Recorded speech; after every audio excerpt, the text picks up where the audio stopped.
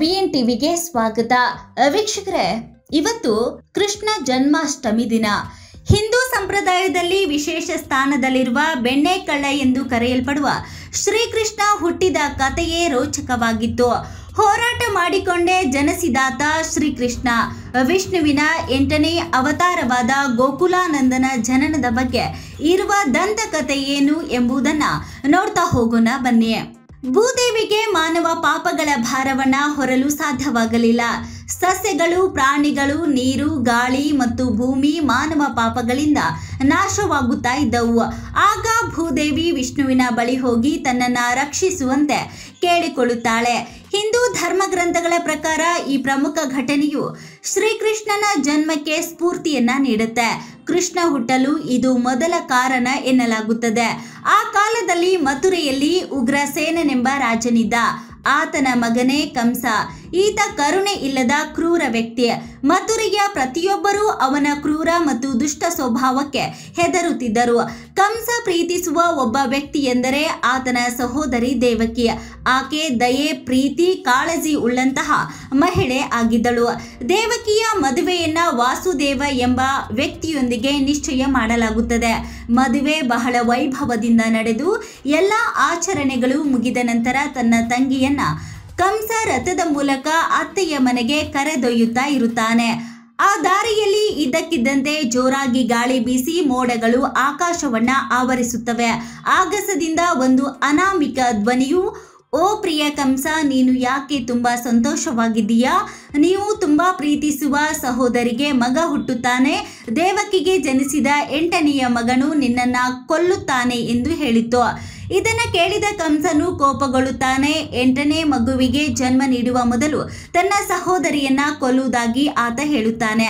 ಆಗ ವಾಸುದೇವ ಕಂಸನನ್ನ ಬೇಡಿಕೊಂಡು, ದೇವಕಿಯನ್ನ ಕೊಲ್ಲಬೇಡ, ಮದುವೆಯಾದ ದಿನವೇ ತನ್ನ ಸ್ವಂತ ಸಹೋದರಿಯನ್ನ ಕೊಲ್ಲುವುದು ನ್ಯಾಯಸಮ್ಮತವಲ್ಲ. ತಮಗೆ ಜನಿಸಿದ ಎಲ್ಲಾ ಮಕ್ಕಳನ್ನ ಕಂಸನಿಗೆ ಹಸ್ತಾಂತರಿಸುವುದಾಗಿ ಭರವಸೆಯನ್ನ ನೀಡುತ್ತಾರೆ.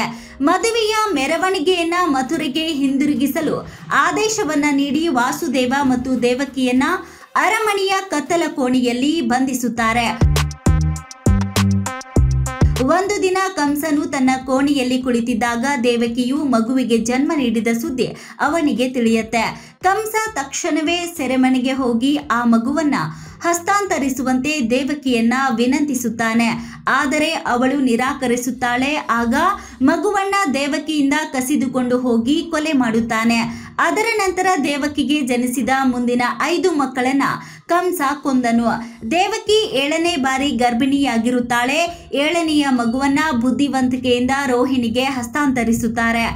ಗೋಕುಲದಲ್ಲಿ ವಾಸಿಸುತ್ತಾ ಇದ್ದರೂ 7ನೆಯ ಮಗುವನ್ನ ಬಲರಾಮ ಎಂದು ಕರೆಯಲಾಗ್ತಾ ಇತ್ತು. ಈ ಕ್ರೂರತೆಯಿಂದ ಬೇಸತ್ತ ದಂಪತಿಗಳು 8ನೇ ಮಗುವನ್ನ ಉಳಿಸಲು ವಿಷ್ಣುವನ್ನ ಕೇಳಿಕೊಳ್ತಾರೆ. ಒಂದು ರಾತ್ರಿ ವಿಷ್ಣು ವಾಸುದೇವನಿಗೆ ಕನಸಿನಲ್ಲಿ ಕಾಣಿಸಿಕೊಂಡು, ನಿನ್ನ ಮಗುವನ್ನ ಗೋಕುಲಕ್ಕೆ ಕರೆದುಕೊಂಡು ಹೋಗಿ ಅಲ್ಲಿರುವ ನಂದ, ಗೋಪಾಲ ಮತ್ತು ಯಶೋದೆಗೆ ಜನಿಸಿದ ಮಗುವಿನ ಜೊತೆ ವಿನಿಮಯ ಮಾಡಿಕೊಳ್ಳಬೇಕು ಎಂದು ಹೇಳಿ ವಿಷ್ಣು ಕಣ್ಮರೆಯಾಗುತ್ತಾನೆ. ಕೃಷ್ಣ ಪಕ್ಷದ ಅಷ್ಟಮಿಯ ದಿನ ದೇವಕಿಯ 8ನೇ ಮಗ ಹುಟ್ಟಿದ. ಆತನೇ ಭಗವಾನ್ ಕೃಷ್ಣ. ಕೃಷ್ಣನ ತಂದೆ ವಾಸುದೇವನು ವಿಷ್ಣುವಿನ ಸೂಚನೆಯಂತೆ ಬುಟ್ಟಿಯಲ್ಲಿಟ್ಟುಕೊಂಡು ಭಾರಿ ಮಳೆಯಲ್ಲೇ ತನ್ನ ಕಂದನನ್ನ ಕಂಸನಿಂದ ರಕ್ಷಿಸಲು ನಂದ ಗೋಪಾಲ ಮನೆಗೆ ಹೊರಡುತ್ತಾನೆ. ಆಗ ಇದ್ದಕ್ಕಿದ್ದಂತೆ ಜೈಲಿನ ಕಾವಲಿಗರು ನಿದ್ರೆಗೆ ಜಾರುತ್ತಾರೆ. ಅಷ್ಟು ಮಾತ್ರವಲ್ಲ, ಜೈಲಿನ ಬಾಗಿಲು ಇದ್ದಕ್ಕಿದ್ದಂತೆ ಸ್ವಯಂ ಚಾಲಿತವಾಗಿ ತೆರೆದುಕೊಂಡಿತು. ಅದೇ ಸಮಯದಲ್ಲಿ ಭಾರಿ ಮಳೆ ಬರುತ್ತಾ ಇತ್ತು.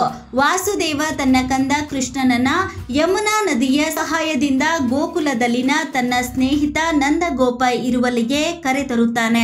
ಅದೇ ಸಮಯದಲ್ಲಿ ನಂದ ಅವರ ಪತ್ನಿ ಯಶೋದ ಕೂಡ ಹೆಣ್ಣು ಮಗುವಿಗೆ ಜನ್ಮ ನೀಡುತ್ತಾಳೆ. ಆಗ ವಾಸುದೇವನು ತನ್ನ ಮಗ ಕೃಷ್ಣನನ್ನ ಯಶೋದಾಳ ಮಡಿಲಲ್ಲಿ ಮಲಗಿಸಿ ಆಕೆಯ ಹೆಣ್ಣು ಮಗುವನ್ನ ತನ್ನೊಂದಿಗೆ ಕರೆದುಕೊಂಡು ಹೋಗುತ್ತಾನೆ. ವಾಸುದೇವನು ನಂದರ ಹೆಣ್ಣು ಶಿಶುವಿನೊಂದಿಗೆ ಮಥುರಾದ ಜೈಲಿಗೆ ಮರಳುತ್ತಾನೆ. ನಂತರ ಕಂಸನಿಗೆ ದೇವಕಿ ಮತ್ತು ವಾಸುದೇವನಿಗೆ 8ನೇ ಮಗುವಾಗಿರುವ ವಿಷಯ ತಿಳಿಯುತ್ತೆ. ಕಂಸನು ಆ ಮಗುವನ್ನ ಸಾಯಿಸಲು ಜೈಲಿಗೆ ಬರುತ್ತಾನೆ. ಆ ಹೆಣ್ಣು ಶಿಶುವನ್ನ ಕಲ್ಲಿನ ಮೇಲಿಟ್ಟು ಕೊಲ್ಲಲು ಯತ್ನಿಸಿದಾಗ ಮಗು ಆಕಾಶಕ್ಕೆ ಹಾರಿ ತನ್ನ ದಿವ್ಯ ಸ್ವರೂಪವನ್ನ ಪ್ರದರ್ಶಿಸುತ್ತಾಳೆ. ಕಂಸನಿಗೆ ಆತನ ಸಂಹಾರವನ್ನ ದೃಢಪಡಿಸಿ ವಿಂಧ್ಯಾಚಲ ಪರ್ವತವನ್ನೇರಿ ಕುಳಿತುಕೊಳ್ಳುತ್ತಾಳೆ. ಇಂದಿಗೂ ಆಕೆಯನ್ನ ವಿಂಧ್ಯಾವಾಸಿನಿ, ವಿಂಧ್ಯಾಚಲ ದೇವಿ ಎಂದು ಕರೆಯಲಾಗುತ್ತದೆ. ಇದನ್ನು ಕೇಳಿದ ಕಂಸನು ಭಯಭೀತನಾಗುತ್ತಾನೆ. ವಾಸುದೇವ್ ಮತ್ತು ದೇವಕಿ ಸಂತೋಷ ಪಡುತ್ತಾರೆ. ಇದೇ ಕೃಷ್ಣನ ಜನ್ಮದ ಹಿಂದೆ ಇರುವಂತಹ ಕತೆ. ಜನ್ಮಾಷ್ಟಮಿ ಹಬ್ಬವನ್ನ ದೇಶಾದ್ಯಂತ ವ್ಯಾಪಕವಾಗಿ ಆಚರಣೆ ಮಾಡಲಾಗುತ್ತದೆ. ಈ ದಿನವು ಶ್ರೀಕೃಷ್ಣನ ಜನ್ಮದಿನವನ್ನ ಸೂಚಿಸುತ್ತದೆ. ಶ್ರೀಕೃಷ್ಣನನ್ನ ವಿಷ್ಣುವಿನ ಅತ್ಯಂತ ಶಕ್ತಿಶಾಲಿ ಮಾನವ ಅವತಾರಗಳಲ್ಲಿ ಒಬ್ಬನೆಂದು ಪರಿಗಣಿಸಲಾಗಿದೆ. ಜನ್ಮಾಷ್ಟಮಿಯನ್ನ ಕೃಷ್ಣ ಜನ್ಮಾಷ್ಟಮಿ ಅಥವಾ ಗೋಕುಲಾಷ್ಟಮಿ ಎಂದು ಕರೆಯುತ್ತಾರೆ. ಇದನ್ನು ಪ್ರತಿ ವರ್ಷ ಶ್ರಾವಣ ಮಾಸದ ಕೃಷ್ಣ ಪಕ್ಷದಲ್ಲಿ ಆಚರಿಸಲಾಗುವ ಹಬ್ಬವಾಗಿದೆ. ಜನ್ಮಾಷ್ಟಮಿ ಕಥೆಯನ್ನ ಪ್ರಾರಂಭಿಸುವ ಮೊದಲು ಅಷ್ಟಮಿ ದಿನದಂದೇ ಕೃಷ್ಣ ಜನ್ಮಾಷ್ಟಮಿಯನ್ನ ಆಚರಿಸಲಾಗುತ್ತದೆ. ಅಷ್ಟಮಿ ಎಂದರೆ 8. ಈ ಕಾರಣಕ್ಕಾಗಿ ಕೃಷ್ಣ ಜನ್ಮಾಷ್ಟಮಿಯನ್ನ ಅಷ್ಟಮಿ ತಿಥಿಯಲ್ಲಿ ಮಾತ್ರ ಆಚರಿಸಲಾಗುತ್ತದೆ. ಮತ್ತಷ್ಟು ಸುದ್ದಿಗಳಿಗಾಗಿ ನೋಡ್ತಾ ಇರಿ BN TV. ಲೈಕ್ ಮಾಡಿ, ಶೇರ್ ಮಾಡಿ, ಸಬ್ಸ್ಕ್ರೈಬ್ ಮಾಡಿ. ಇದು ನಿಮ್ಮ ಧ್ವನಿ.